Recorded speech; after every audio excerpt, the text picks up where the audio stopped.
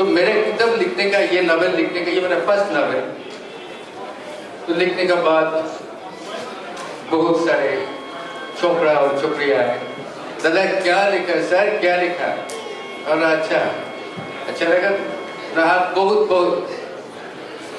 क्यों अच्छा लगा बोलो? सर वो पराशर मुनि और सत्यवती का जो रिलेशन होना इतना अच्छा से अपने डिटेल्स डिस्क्राइब किया, बहुत अच्छा लगा। और आगे बढ़ो। फिलोसफिकल जो डिबेट है ना वहाँ पे, वो थोड़ा बहुत भारी, तो बहुत अच्छा, मगर पराशर मुनि और सत्यवती ने जो कुछ किया, इसी तरीके के कुछ काम करना मुश्किल हो जाएगा तुम्हारे लिए। That means, भारी किताब जो होते हैं, भारी सब्जेक्ट जो होते हैं, वो पॉपुलर नहीं होते। तो क्या करें, क्या जाए? पॉपुलर नहीं होता है तो नहीं होता है।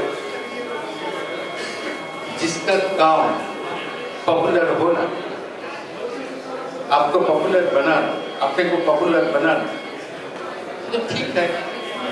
तो बहुत सारे फील्ड है पॉपुलर बनने के, तो बहुत सारे तरीका है।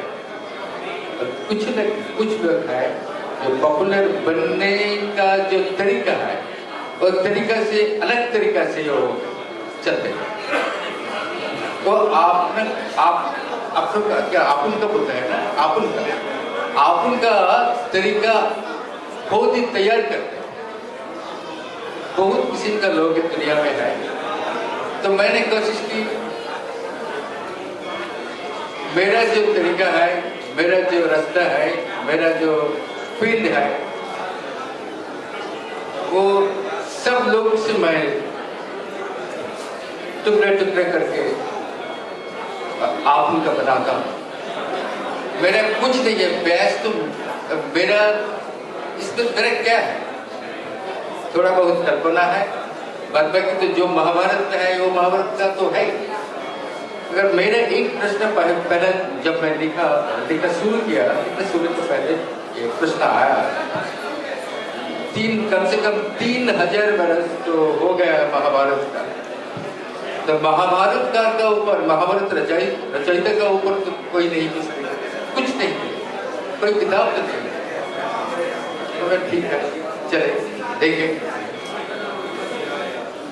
तो पहले शुरू किया, उसके बाद 2-4 पेजेस लिखने के बाद अच्छा नहीं, उसके बाद फिर भी ट्राई किया, अच्छा नहीं। 10 बरस 12 बरस निकल गया।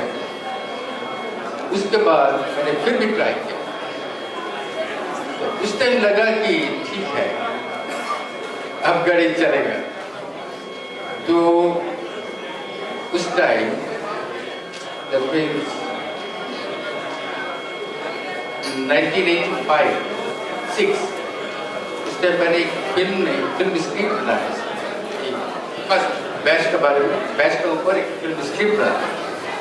ये फिल्म स्क्रिप्ट लेकर मैं दिलीप कुमार के साथ बातचीत किए थे। उस टाइम उन्होंने राजी हो गए और फिल्म बनने का मौका मेरा एकदम घर से नजदीक आ गया।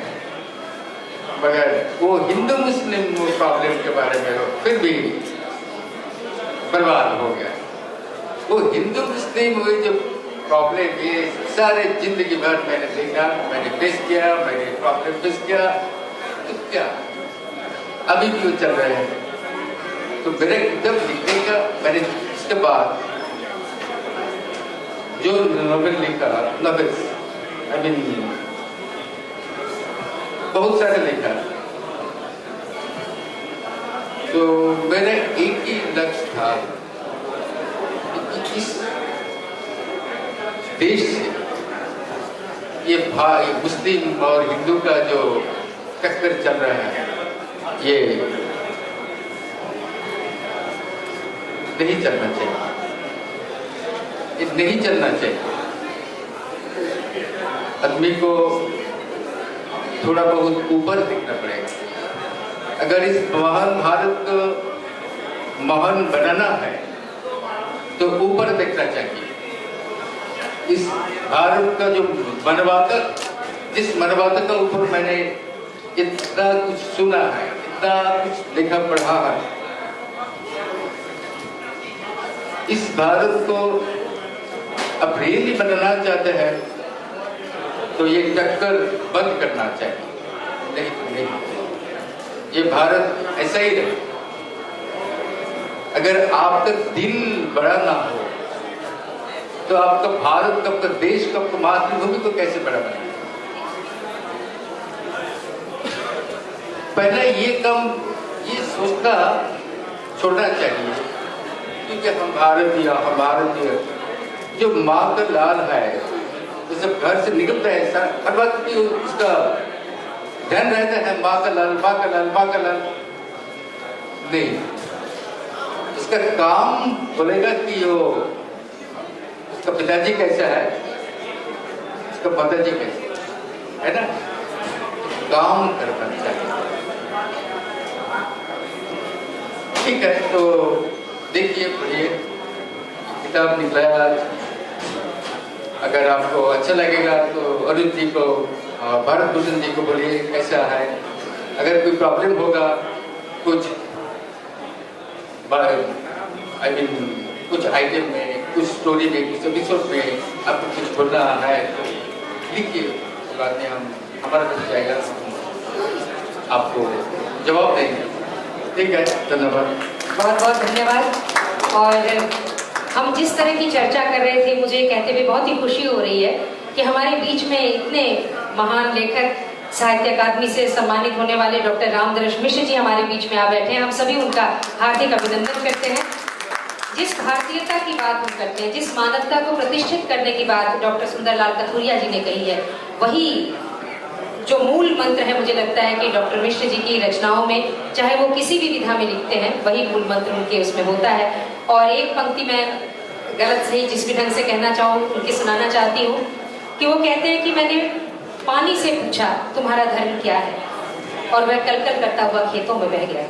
मैंने मिट्टी से पूछा तुम्हारा धर्म क्या है, और वह बहुत सारे फूलों में हरी हरी खेती में लहलहा उठी। मैंने धूप से पूछा तुम्हारा धर्म क्या है, और वह सबके ऊपर बिखर गई और चारों तरफ हरियाली का उत्सव जाग उठा। तो जिस धर्म की बात अभी आप कर रहे थे, वही धर्म बिल्कुल उसी तरह से आपकी रचनाओं में हर जगह बिखरा हुआ पड़ा है। अगर हमें ज़रूरत है तो उसे सचमुच में अपने साथ समेकित करने की, अपने भीतर में उतारने की है। और इसलिए मित्रों, समय बहुत खराब नहीं है। मैंने कहा ना कि हम चाहे जीन्स पहने पर पायल नहीं छूटती, बाल कटवाने पर मेहंदी नहीं छूटती, तो उसी तरह से भारतीयता नहीं छूट सकती। हमारी निगाह सिर्फ हमारी हाइट तक नहीं बल्कि उससे 3 इंच ऊपर जाएगी। हम उस पेड़ आसमान को भी देखेंगे, बादल को भी देखेंगे, जहाँ हमारी भारतीयता के अंश बिखरे हुए हैं। आज का ये परिचर्चा का कार्यक्रम बहुत ही सार्थक रहा, मैं समझती हूँ। और धन्यवाद हमें करना चाहिए प्रवक्ता.com का, मगर मैं संजीव सिन्हा जी को आमंत्रित करती हूँ कि वे आएँ। और क्योंकि दूसरा मंच भी तैयार है, तो बहुत ही संक्षेप में संजीव सिन्हा जी धन्यवाद करें इस वक्त का, जिसने इतनी उर्वरा सोच को हमारे सामने किया है। संजीव सिन्हा। आप सबको नमस्कार।